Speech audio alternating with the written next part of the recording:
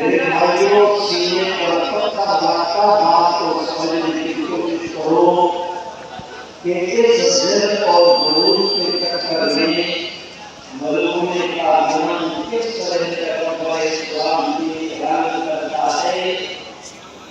कि वो कहता है कि हुजूर अलैहिस्सलाम का मैं दिल हूँ। क्या माना कि हुजूर अलैहिस्सलाम लोडिया ने गणों सामने जो तस्वीर आती थी वो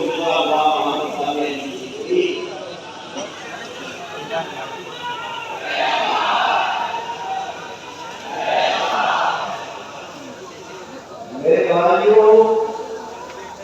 आप खुद रहे किन अल्फाज के साथ